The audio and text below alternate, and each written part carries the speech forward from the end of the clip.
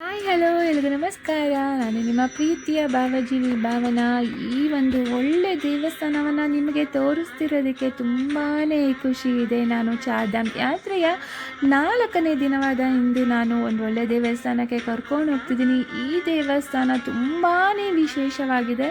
ನಾನೀಗ ರೆಡಿಯಾಗಾಯಿತು, ಹೊರಡೋಣಂತೆ ಬನ್ನಿ. ಈ ದೇವಸ್ಥಾನ ಶ್ರೀನಗರದಿಂದ 15 ಕಿಲೋಮೀಟರ್, ಹಾಗೆ ರುದ್ರಪ್ರಯಾಗದಿಂದ 20 ಕಿಲೋಮೀಟರ್, ಹಾಗೆ ದೆಹಲಿಯಿಂದ 360 ಕಿಲೋಮೀಟರ್ ದೂರದಲ್ಲಿರುವಂತಹ ಅತ್ಯಂತ ಶಕ್ತಿಯುತವಾದಂತಹ ಮಾತೆಯ ದೇವಸ್ಥಾನಕ್ಕೆ ನಾನು ಹೊರಡಲಿದ್ದೇನೆ. ಈ ದೇವಸ್ಥಾನ, ಈ ಒಂದು ಶಕ್ತಿಯುತ ಮಾತೆ ಯಾಕಪ್ಪ ಹೇಳ್ತೀನಿ ಅಂದರೆ, ಈ ಒಂದು ತಾಯಿಯ ಸ್ವರೂಪವೇ ಆಗಿದೆ. ಈ ತಾಯಿಯು ಬೆಳಗ್ಗೆ ಬಾಲಕಿಯಾಗಿ, ಮಧ್ಯಾಹ್ನದ ನಂತರ ಯುವತಿಯಾಗಿ, ಹಾಗೆ ಸಂಜೆ ವೃದ್ಧೆಯಂತೆ ಗೋಚರಿಸುವಂತಹ ಅತ್ಯಂತ ಶಕ್ತಿಯುತವಾದಂತಹ ಉತ್ತರಾಖಂಡದ ನಾಡ ದೇವತೆಯಾಗಿರುವಂತಹ ದಾರಿ ದೇವಿ ದೇವಸ್ಥಾನಕ್ಕೆ ನಾನು ನಿಮ್ಮನ್ನು ಇವತ್ತು ಕರ್ಕೊಂಡು ಬಂದಿದ್ದೇನೆ. ನೀವೀಗ ನೋಡ್ತಿದ್ದೀರಾ, ತಾಯಿಯ ದರ್ಶನ ಸೌಭಾಗ್ಯ ನಿಜಕ್ಕೂ ಅತ್ಯಂತ ಅದ್ಭುತವಾಗಿ ಕಾಣಿಸ್ತು. ನಿಜಕ್ಕೂ ನನಗಂತೂ ಈ ದೇವಸ್ಥಾನ ತುಂಬಾ ಖುಷಿ ಕೊಡ್ತು ಅಂತ ಹೇಳ್ಬೋದು.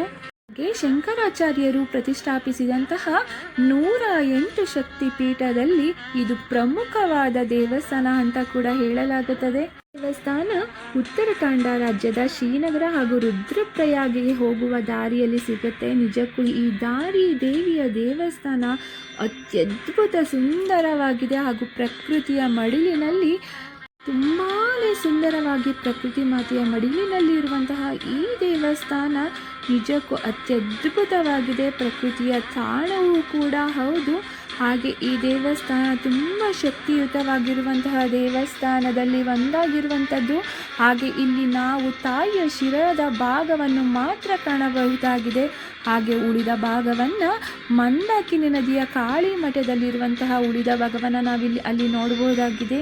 ಹಾಗೆ ಈ ದೇವಸ್ಥಾನ ತುಂಬಾ ಸುಂದರವಾಗಿ ಕಟ್ಟಿರುವಂಥದ್ದು. ಹಾಗೆ ಈ ದೇವಸ್ಥಾನದ ಶಕ್ತಿ ಹೇಗಪ್ಪ ಅಂದರೆ, ತಾಯಿಯ ದೇವಸ್ಥಾನವನ್ನು ಸ್ಥಳಾಂತರ ಮಾಡಲಿಕ್ಕಾಗಿ ಈ ರಾಜ್ಯದ ಜನರು ಎಲ್ಲ ಯೋಚಿಸಬೇಕಾದ್ರೆ ದಾರಿ ದೇವಿಯನ್ನು ಸ್ಥಳಾಂತರ ಮಾಡಿದ ಕಾರಣದಿಂದಾಗಿ 2013ರಲ್ಲಿ ಚಾರ್ಧಾಮ್ ಅಂದರೆ ಉತ್ತರಾಖಂಡದ ಕೆಲವು ಕಡೆ ಮೇಘ ಸ್ಫೋಟವಾಗಿ ಪ್ರಕೃತಿ ವಿಕೋಪ ಉಂಟಾಯಿತು ಅಂತ ಕೂಡ ನಾವು ನೋಡಿರ್ತೇವೆ. ಅದು ಈ ದಾರಿ ದೇವಿಯ ಸ್ಥಳಾಂತರದಿಂದ ಆಯಿತು ಅಂತ ಕೂಡ ಈ ರಾಜ್ಯದ ಜನರು ಖಂಡಿತವಾಗಿ ನಂಬ್ತಾರೆ. ಹಾಗೆ ಈ ತಾಯಿಯ ಶಕ್ತಿ ಅಪಾರ ಅಂತ ಕೂಡ ಹೇಳ್ಬೋದು. ನೀವಿಲ್ಲಿ ನೋಡ್ತಿದ್ದೀರಾ, ಏನು ನದಿಯ ಮಧ್ಯದಲ್ಲಿ ಕಟ್ಟಿರುವಂತಹ ದೇವಸ್ಥಾನ ನೋಡಲು ಎಷ್ಟು ಚೆನ್ನಾಗಿದೆಯೋ ಅಷ್ಟೇ ಸುಂದರವಾಗಿ, ಹಾಗೆ ಅಷ್ಟೇ ಶಕ್ತಿಯುತವಾದಂತಹ ನಾಡ ದೇವತೆಯಾಗಿ, ಇಲ್ಲಿನ ಜನರನ್ನು ಕಾಪಾಡುವಂತಹ ತಾಯಿಯಾಗಿ ಸಲಹುವಂತಹ ಈ ನಮ್ಮ ದಾರಿ ದೇವಿಯನ್ನು ಖಂಡಿತ ಆ ಕಡೆ ಹೋದಾಗ ಒಮ್ಮೆ ಮಿಸ್ ಮಾಡದೆ ನೋಡಿ ಅಂತ ಹೇಳ್ತೇನೆ. ಖಂಡಿತ ವೀಕ್ಷಕರೇ, ಇದೇ ಥರದ ಒಳ್ಳೊಳ್ಳೆ ದೇವಸ್ಥಾನಗಳನ್ನು ನಾನು ಚಾರ್ಧಾಮ್ ಹೋಗಬೇಕಾದ್ರೆ ನೋಡಿದಂತಹ ಎಲ್ಲ ದೇವಸ್ಥಾನಗಳ ಸಂಪೂರ್ಣ ವಿವರಗಳನ್ನು ನಾನು ನಿಮಗೆ ನೀಡಲಿದ್ದೇನೆ.